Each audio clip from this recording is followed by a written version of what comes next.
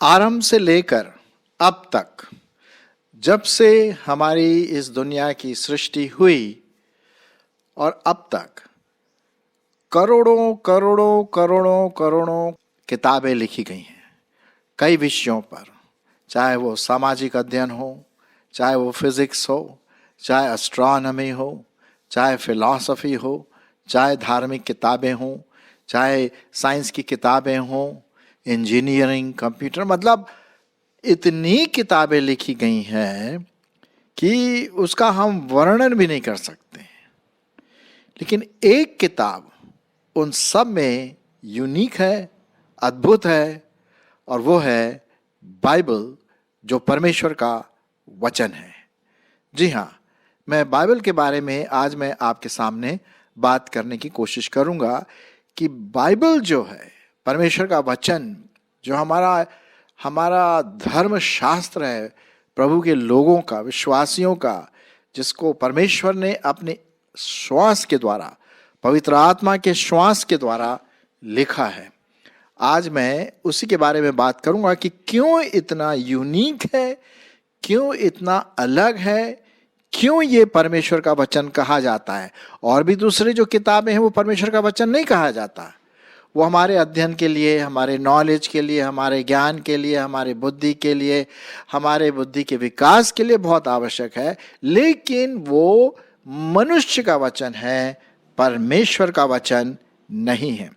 तो आज हम कुछ चीज़ों को देखेंगे जिससे ये सिद्ध होता है कि बाइबल एक यूनिक, अद्भुत किताब है और वो है परमेश्वर का वचन। कुछ पदों को मैं आपके सामने पढ़ दूंगा इससे पहले कि हम आगे बढ़ें। और आप जानते हैं, अब तक जरूर आपने इसके बारे में सोचा होगा, मैं आपके लिए पढ़ूंगा 2 तिमोथी और उसका 3 अध्याय, 2 तिमोथी उसका 3 अध्याय और उसका 16 पद।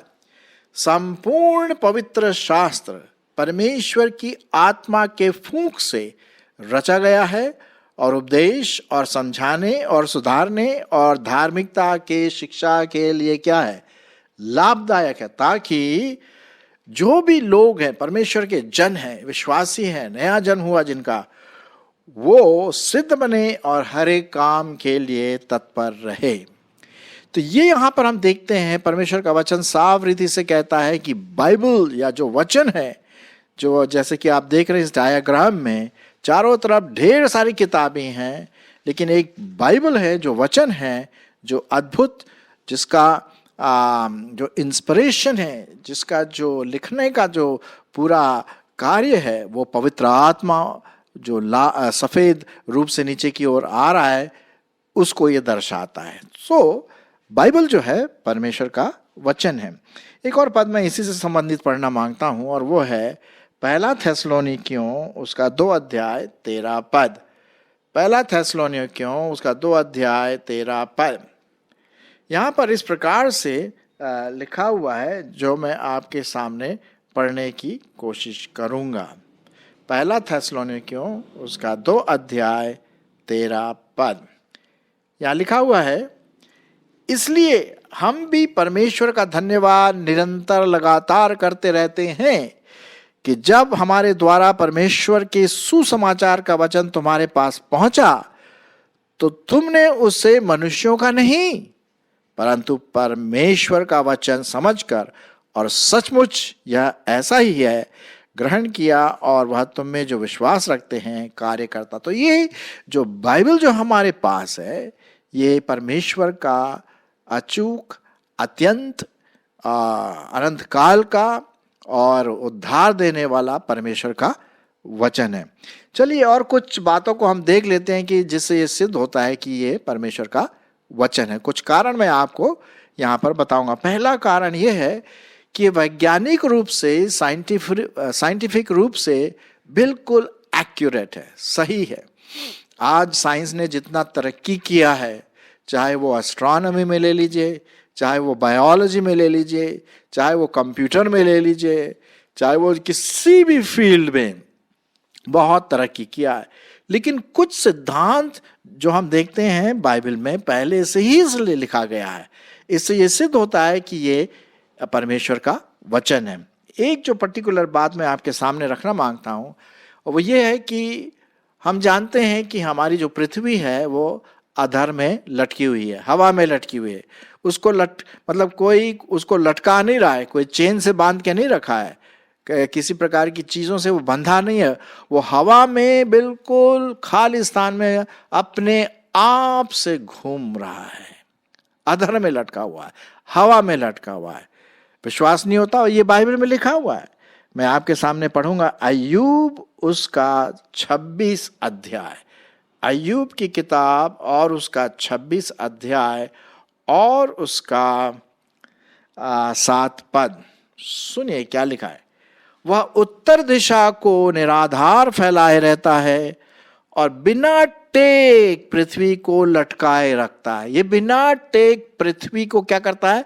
लटकाए रहता है। ये हजारों साल पहले परमेश्वर के वचन में दिया गया, अय्यूब ने लिखा, जिसको आज हम 15वीं शताब्दी के बाद जानते हैं कि पृथ्वी जो है वो लटकी हुई है अपने आप में, उसको कोई लटकाए हुए नहीं है, किसी चीज से नहीं लटका हुआ।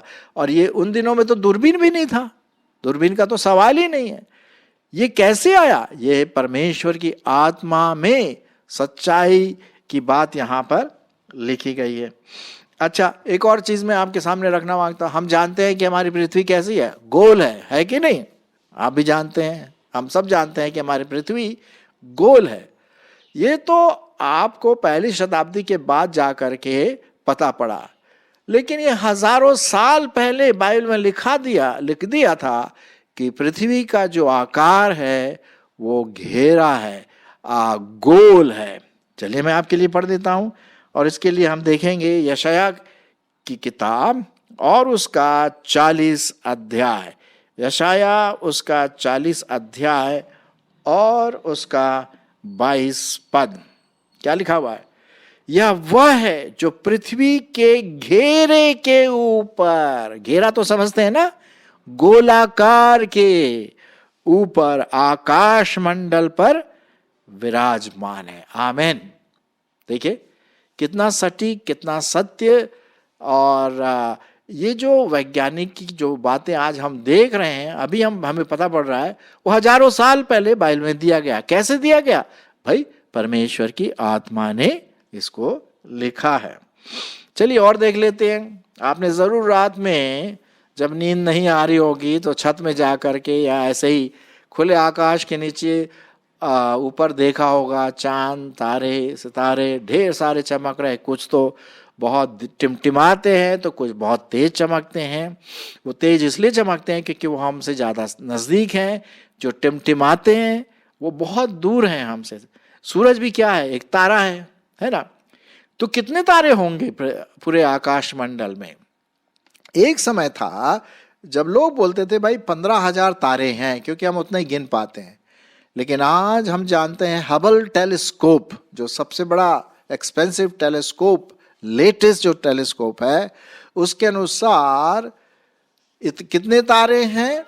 अरे साहब, उसको हम गिन भी नहीं सकते हैं, अनगिनत।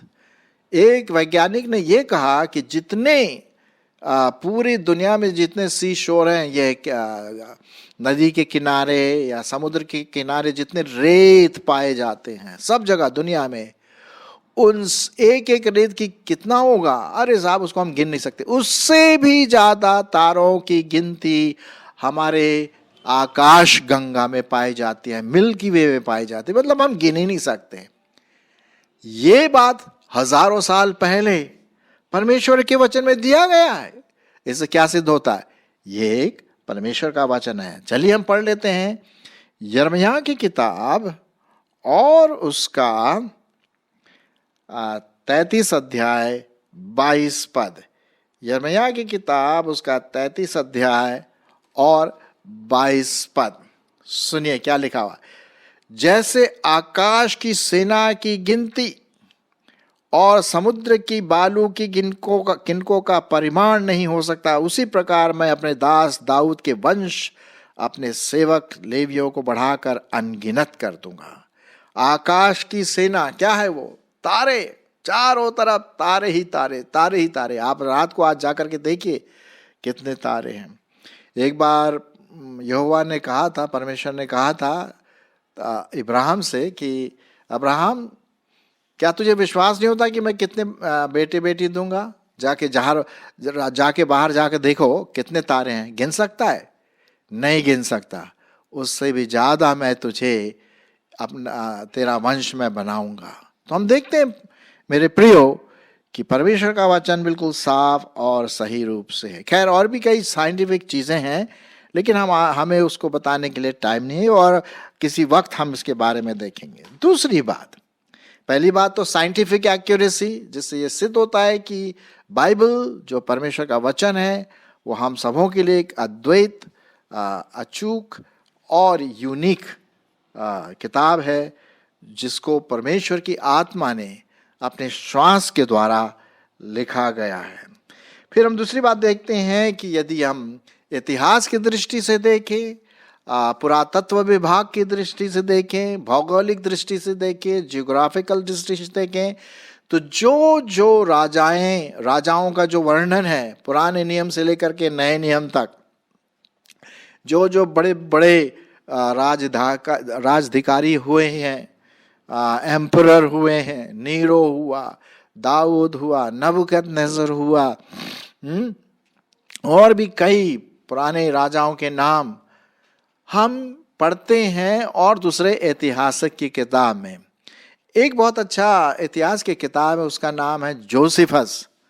उसमें भी हम इज़राइल के बारे में पढ़ते हैं। आज हम देखते हैं इज़राइल एक देश है, इज़राइल, और पूरा पुराना नियम तो पूरा इज़राइल के बारे में है, यहूदी जाति के बारे में। आज यहूदी जाति है हमारे पास। यरूशलेम के बारे में पढ़ते हैं, हम पढ़ते हैं बैतलहम के बारे में पढ़ते हैं, नासरत के बारे में पढ़ते हैं। ये जो जियोग्राफिकल लोकेशन यरदन नदी के बारे में पढ़ते, वो आज हमारे सामने है, और ये हजारों साल पहले बाइबल में लिखा गया है। तो इससे भी सिद्ध होता है कि ये बाइबल जो है परमेश्वर का वचन है। तीसरी बात हम देखते हैं कि बाइबल जो है जिसके बारे में मैं बात कर रहा हूं, वो हमारी दिशा, हमारी दशा को दर्शाता है। हम कौन हैं, हम कहाँ से आए हैं, हम कहाँ जा रहे हैं। अब जैसे कि बाइबल बताती है कि हमारी जो दशा या दिशा है कि हम पापी हैं, सबने पाप किया और परमेश्वर की महिमा से रहित हैं। हम जन्म से ही पापी हैं। बाइबल में लिखा हुआ है पाप की मजदूरी क्या है?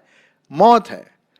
और यदि हमारे पाप क्षमा नहीं हुए तो हम नरक में जाएंगे, लेकिन यदि हमारे पाप क्षमा हो गए और क्षमा हो जाते हैं प्रभु यीशु मसीह के बलिदान से, तो हम स्वर्ग की ओर जाएंगे। तो तीसरी बात ये देखते हैं, वो हमारी दशा और दिशा के बारे में बताता है। किस प्रकार से ये बताता है कि हमारा हृदय, हमारा मन पापी स्वभाव, विकेड है, बुरा है, उसमें हम बुरा ही सोचते हैं। उत्पत्ति उसके 6 अध्याय 5वें पद में लिखा हुआ है कि जो कुछ मनुष्य सोचता है वो क्या है?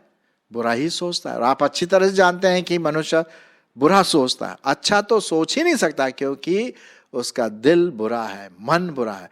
और ये तभी साफ हो सकता है जब हम प्रभु यीशु मसीह के बलिदान को लें कि वो हमारे लिए बलिदान हुआ, मारा गया, तीसरे दिन मुर्दों में से जी उठा। तो ये बाइबल का संदेश है पूरे मानव जाति के लिए, आपके लिए, मेरे लिए, हम सबों के लिए। तो हम देखते हैं तीसरी बात कि ये बाइबल हमारी दशा को, हमारी दिशा को भी बताता है। फिर चौथी बात हम देखते हैं बाइबल हमारे जीवन में प्रभाव डालता है, इम्पैक्ट करता है। जब भी हम बाइबल पढ़ते हैं, उसका अध्ययन करते हैं, उसका मनन करते हैं, उसको अपने हृदय में उतारते हैं, तो बाइबल हमारे जीवन में आशीष लाता है। मैं आपके लिए एक पढ़ूंगा, और ये गवाही कई लोगों ने दिया है। चलिए, यहोशू उसका पहला अध्याय, यहोशू और उसका पहला अध्याय और उसका 8 पद सुनिए। परमेश्वर का वचन क्या कहता है? व्यवस्था की यह पुस्तक तेरे चित्त से कभी न निकले, मतलब व्यवस्था की यह पुस्तक मतलब बाइबल तेरे दिमाग से कभी न उतरने पाए। इसी में दिन रात ध्यान दिए रहना, इसलिए कि जो कुछ उसमें लिखा है उसके अनुसार करने की तू चौकसी करे, क्योंकि ऐसा करने से तेरे सब काम सफल होंगे और तू प्रभावशाली रहेगा। ये मैंने देखा है, ये शायद आपने भी देखा होगा। हजारों करोड़ों लोगों ने इसको पहचाना है कि जब हम बाइबल पढ़ते हैं, मनन करते हैं, तो ये हमें बुद्धि देता है, हमें सफलता देता है, हमारे जीवन को एक प्रभावशाली जीवन बनाता है, हमारे जीवन एक अच्छा पवित्र जीवन बन जाता है जब हम परमेश्वर के वचन को प्राथमिकता देते हैं। और कोई दूसरी किताब ऐसा नहीं करती। दूसरी किताब जो है वो नॉलेज देती है, लेकिन बाइबल न सिर्फ हमें नॉलेज देती है, ज्ञान देती है, लेकिन एक आत्मिक जीवन के लिए भी एक हमारा सहारा है, हमारा गाइड है, हमारा मार्गदर्शक है। जैसे कि भजन संहिता कई बार कहता है कि तेरा वचन मेरे पांव के लिए दीपक और मेरे मार्ग के लिए वो जियाला है। तो ये परमेश्वर का वचन है मेरे प्यारों।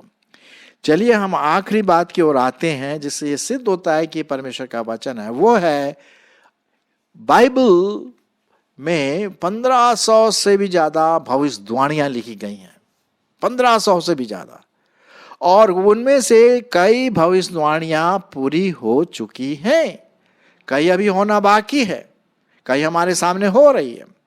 अब जैसे कि उन भविष्यवाणियों में 300 ऐसी भविष्यवाणियां हैं जो प्रभु यीशु मसीह के बारे में की गई कि एक उद्धारकर्ता आएगा, वो यीशु कहलाएगा, उसका जन्म फलाने फलाने जगह में होगा, कैसी अवस्था में वो बलिदान होगा। भजन संहिता 22 है। उसके बाद यशाया उसका 53 अध्याय है, और भी कई जगह पर ऐसी भविष्यवाणी लिखी गई प्रभु यीशु मसीह के बारे में। कम से कम 300 भविष्यवाणी जो पूरी हुई और होंगी जब प्रभु यीशु मसीह फिर से आपको और मुझको लेने के लिए वापस आएंगे। अब ये बाइबल जो है ना भविष्यवाणी की किताब है। क्यों? क्योंकि परमेश्वर मनुष्य नहीं है, वो आपके समान और मेरे समान मनुष्य नहीं है। उसने तो भैया हम मनुष्यों को बनाया है, वो तो हमारा सृष्टिकर्ता, वो परमेश्वर है। मैं एक बहुत अच्छा पद आपके लिए पढ़ूंगा, और पाया जाता है गिनती की किताब, नंबर्स जिसको हम इंग्लिश में कहते हैं, नंबर, गिनती की किताब, और उसका 23 अध्याय 19 पद। 23 अध्याय 19 पद, ध्यान से सुनिए ये परमेश्वर का वचन क्या कहता है। ईश्वर मनुष्य नहीं है कि झूठ बोले। सुना आपने? ईश्वर मनुष्य नहीं है कि झूठ बोले, और न वो आदमी है कि अपनी इच्छा बदले। क्या जो कुछ उसने कहा उसे ना करे? क्या वह वचन देकर उसे पूरा नहीं करेगा? बिल्कुल पूरा करेगा, है ना। तो जो भविष्यवाणियां प्रभु परमेश्वर ने, यहोवा ने की है पुराने नियम में, वो नए नियम में जाकर के पूरी हो रही। जब उदाहरण के लिए, चलिए मैं एक उदाहरण देता हूं। प्रकाशित वाक्य में 666 के बारे में दिया गया है। 666 वो नंबर है जो एंटी क्राइस्ट या मसीही विरोधी का नंबर है। आज 666 आपको दिखाई देगा। जो मॉन्स्टर ड्रिंक है, एनर्जी ड्रिंक है, जो आपको मिलता है बाजार में करीब 90 या 100 रुपए का, वो उसमें 666 पाया जाता है। और भी कई भविष्यवाणी। एक और भविष्यवाणी के अंत के दिनों में लोग एक दूसरे पर विश्वास करेंगे नहीं करेंगे, एक दूसरे पर घात करेंगे, लड़ाइयाँ होंगी, भूकंप आएगा, अकाल पड़ेगा, मरी होगी। आज हमारे सामने क्या है? अकाल, भूकंप तो आते ही रहते हैं, हर दिन कहीं ना कहीं भूकंप आते ही रहते हैं। और महामारी होगी हमारे सामने। आप जानते हैं कोरोना हुआ है, और भी हैजा हुआ, कई प्रकार की बीमारियां हमारे सामने आती, कई ना कई रूप से आती रहती है। ये क्या है? भविष्यवाणी की पूर्ति हो रही जो बाइबल में दिया गया। अंत के दिनों में एक देश दूसरे देश पर क्या करेगा? चढ़ाई करेगा। आज वही हो रहा हमारे चारों तरफ, एक देश दूसरे देश पर चढ़ाई कर रहा। मतलब विकेडनेस, दुष्टता, ईविल, इसका कोई अंत नहीं है। अंत के दिनों में ऐसा ही लिखा है। तो हम देखते हैं ये हमारी जो भविष्यवाणियां हमारे सामने पूरी हो रही, इससे भी सिद्ध होता है कि जो बाइबल कहती है वो पूरा होता है, सिद्ध होता है कि ये परमेश्वर का वचन है। तो आज हमने देखा विशेष करके 5 विशेष बातें कि बाइबल जो है अपने आप में तो कहती है कि वो परमेश्वर का वचन है, वो तो है ही, पवित्र आत्मा के श्वास के द्वारा लिखा गया है ना। इसीलिए हमारा आज का टाइटल भी यही है, पवित्र आत्मा की श्वास, पवित्र आत्मा के द्वारा लिखा जाना। ये बात को दर्शाता है कि ये परमेश्वर का जीवित वचन है। साइंटिफिक एक्यूरेसी है, इतिहास की बातें बिल्कुल सही है, हमारी दशा और दिशा को दिखाता है। ये हमारे जीवनों में आत्मिक प्रभाव डालता है और भविष्यवाणियों का पूरा होना इस बात का प्रतीक है कि बाइबल परमेश्वर का वचन है। तो हम क्या करें? इसे पढ़ें, इसको हम सुनें, इस पर मनन करें और इस पर चलें। आप देखेंगे कि आपका और मेरा जीवन जब हम ऐसा करते हैं तो आशीषों से भरा रहेगा। चलिए आज से ही हम बाइबल मंथन, बाइबल का अध्ययन करें और दूसरों को भी इसके बारे में बताएं। आमीन।